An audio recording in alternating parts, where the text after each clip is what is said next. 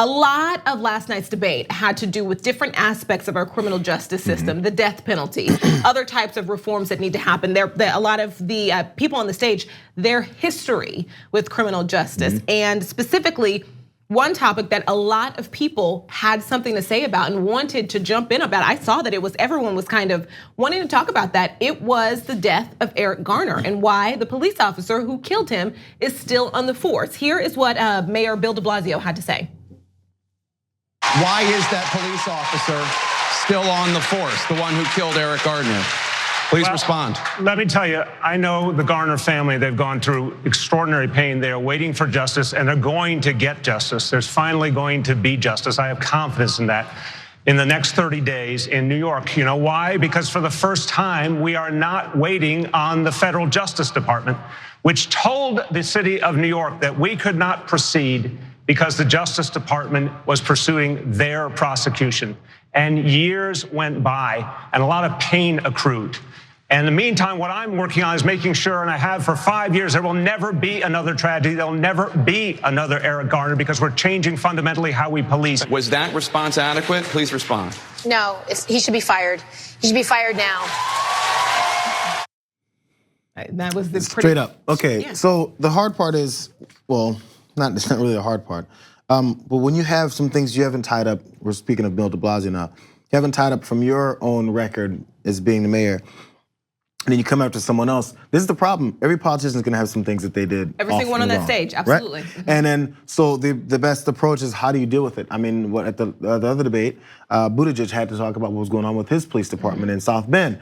And a lot of people liked it because he said, yeah, I messed up. My fault. I haven't done anything much for this whole situation.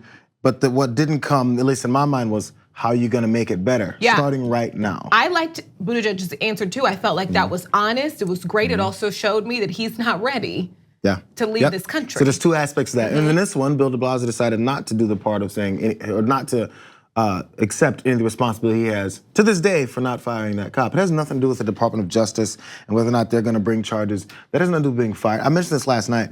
If a kid gets into a fight and he works at a McDonald's, not even a kid, 25-year-old works at a McDonald's, gets into a fight over the weekend, comes back and work and he'd been arrested for a brawl he got into, McDonald's isn't gonna wait for the charges to come down before they say, yeah, we don't think you should be working here anymore. Right. And that's a McDonald's job, right? But you're the mayor, and this police officer who has the ability to kill people and apparently get away with it is still on the force because the Department of Justice hasn't come down and brought forward formal charges, or now that they haven't.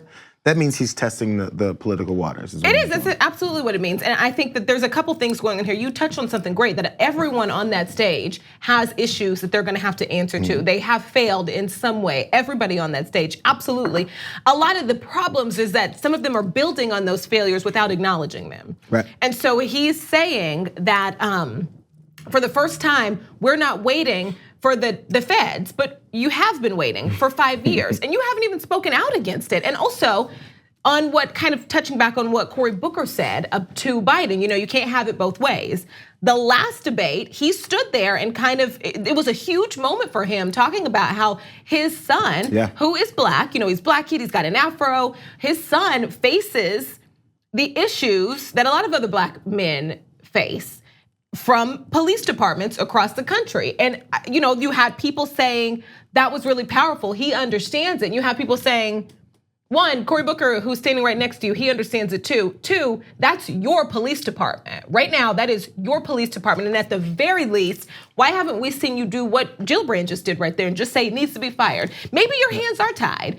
Many don't believe they are, but you haven't even said anything strong. Just even that answer, why is he still on the force? And it was like, oh, in the next 30 days, it's been 5 years. And you have acknowledged that this is a problem. And then went on to ask Joe Biden why he didn't nudge the Department of Justice under the Obama administration to bring forward those charges, because it occurred during the Obama administration. So when you bring that up, you're bringing up someone else's responsibility to do something about it, but you still haven't answered about yours. And this is where people's anecdotal stories about their kid, I have a black kid, why they bother me, because I need them to connect to me why that makes a difference. If you just have a black kid and you leave it hanging there, you think we're just stupid. Because after you say you have a black kid and you understand the predicament he may be in, apparently you didn't, because you haven't done anything about someone else's black kid who was murdered, and you didn't appear to connect to that. People jumped on President Obama's back when he said Trayvon could have been my son. Oh, how could you say such a thing? He's saying it because he understands why it's a problem here. Now, if you say I have a black son, I get it, but then you don't do anything actionable about it, do you get it? Actions work for me. I don't care about apologies necessarily. I don't care about your statement of what you're gonna do until you do it.